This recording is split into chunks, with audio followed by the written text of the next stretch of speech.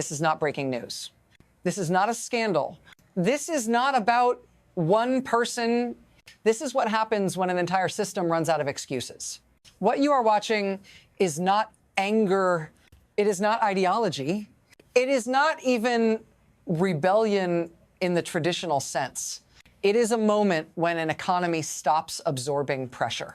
When daily survival becomes mathematically impossible, and when a government discovers quietly, too late, that fear no longer balances the equation, nothing here begins with crowds.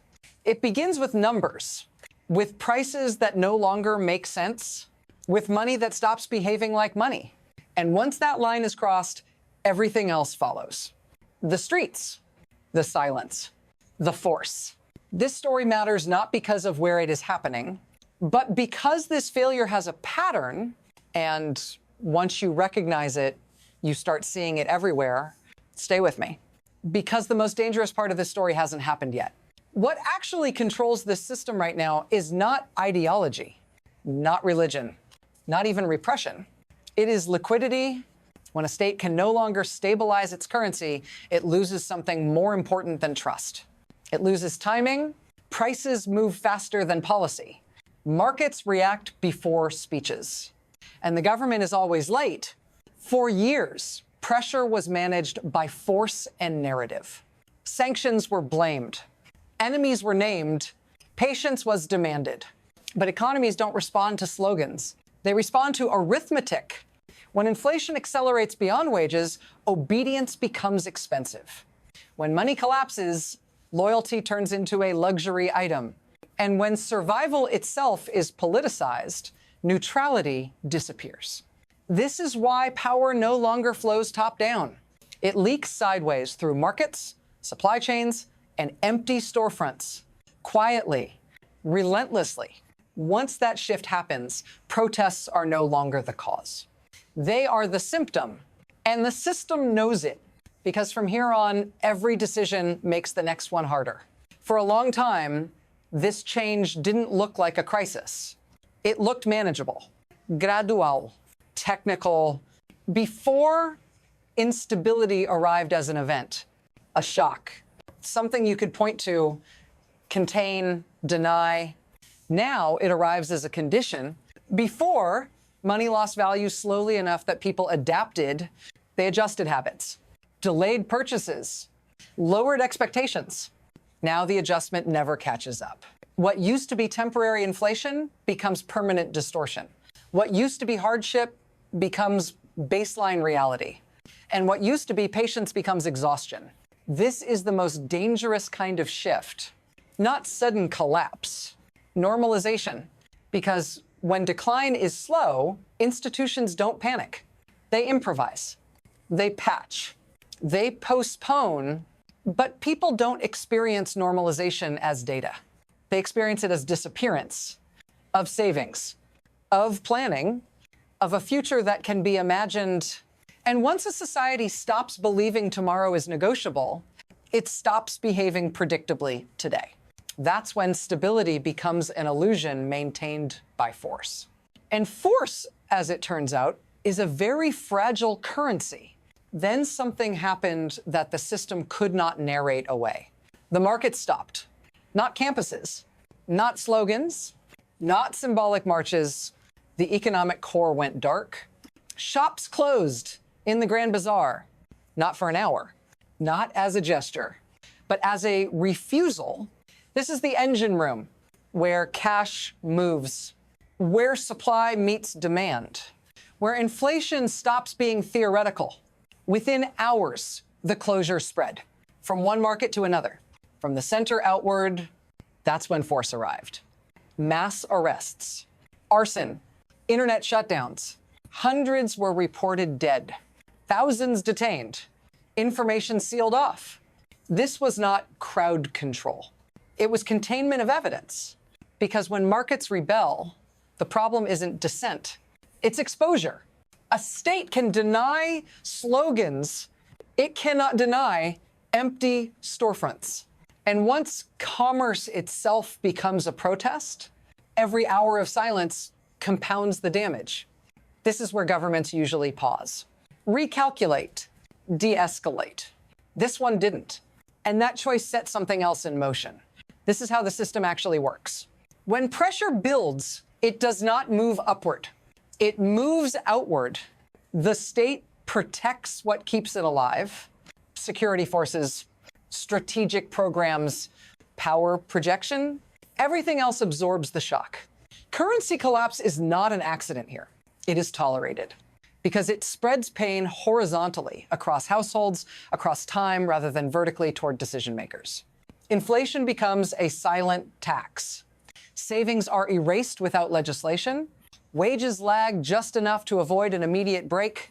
And sanctions make this mechanism invisible. They provide cover, a permanent external explanation. But the damage accumulates internally. Merchants lose inventory value overnight. Workers lose purchasing power before payday. Families lose the ability to plan beyond the week. Meanwhile, the system remains funded, not prosperous, funded. This is who benefits. Those insulated from currency risk, those paid in hard value, those close enough to power to price instability into their lives. Everyone else becomes the buffer, and buffers eventually compress to zero. When that happens, repression no longer restores order. It just reveals how little margin was left, which is why the next phase arrives faster than expected. The pace changes now. Statements come from outside. Threats, promises, signals. The system hears opportunity, not relief, because foreign attention does something dangerous. It gives the regime a narrative, and it gives the unrest a spotlight. Crackdowns intensify. Labels appear. Agents, riots, foreign hands. The internet goes dark. Coordination breaks. But fear doesn't. Then missiles are mentioned. Bases, ranges, retaliation. Suddenly, economics is no longer the headline. Security is. This is the acceleration point. When a domestic collapse starts being reframed as a geopolitical crisis, solutions become military by default. Markets don't respond to deterrence. Currencies don't stabilize under threat. But attention shifts anyway. Because once external actors enter the story, the original failure gets buried under strategy. And that is the most efficient way to avoid fixing anything. From here on, every move compounds risk. Inside, outside, and the clock starts running faster than anyone can control. This is where it stops being abstract, because this is where you enter the equation. When inflation becomes permanent, you don't protest for reform. You protest for oxygen. You start measuring life in transactions. What you can still afford, what you delay, what you quietly give up. Savings are no longer a safety net. They're a memory. Wages arrive already obsolete. Prices change between morning and night. And fear loses its edge because returning home doesn't feel safer than staying outside, because stability no longer lives indoors. This is why force fails here.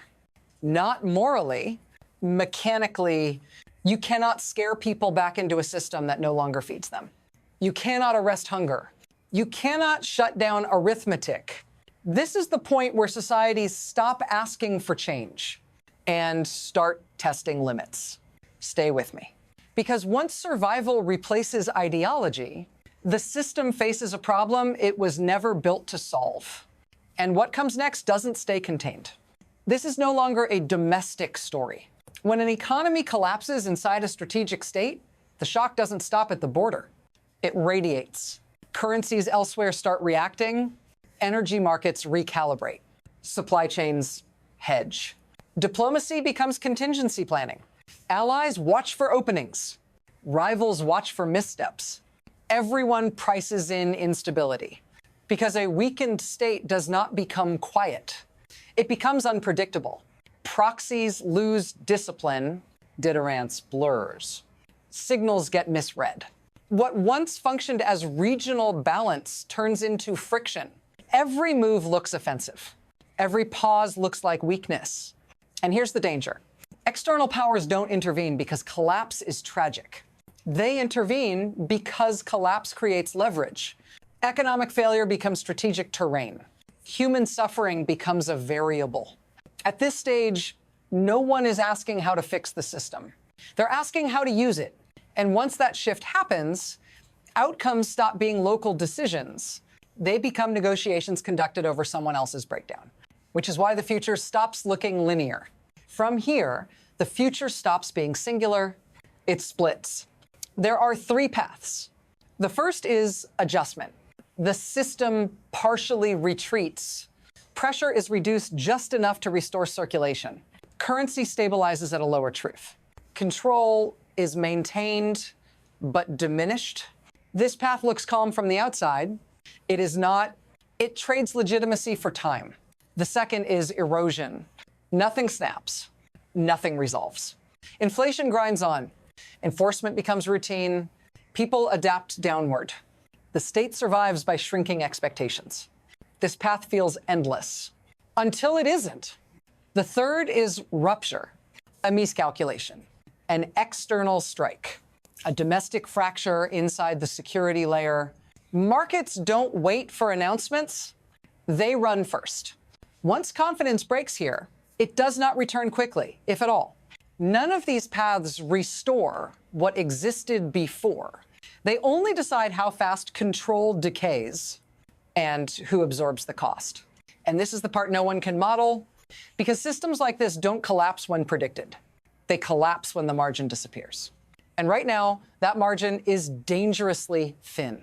There is a temptation at moments like this to look for an ending, a winner, a reset. This story does not offer one, because when an economy collapses under authority, the danger is not just what replaces it. It's who arrives while it's breaking. Control does not vanish. It gets redistributed. Quietly, strategically, what looks like a domestic failure becomes a bargaining chip. What feels like a popular uprising becomes a corridor for leverage. And what begins as survival can end as dependency. This is the unresolved risk, not chaos. Capture. Once outside power enters a collapsing system, it rarely leaves empty-handed. And the price is almost never paid up front. So the question ahead is not whether pressure continues. It will. The question is who converts that pressure into control, and whether anyone inside the system still has the margin to stop it. This story isn't over. It's accelerating. In the next piece, we trace where leverage moves next, and why moments like this tend to decide decades, not headlines. Stay with me.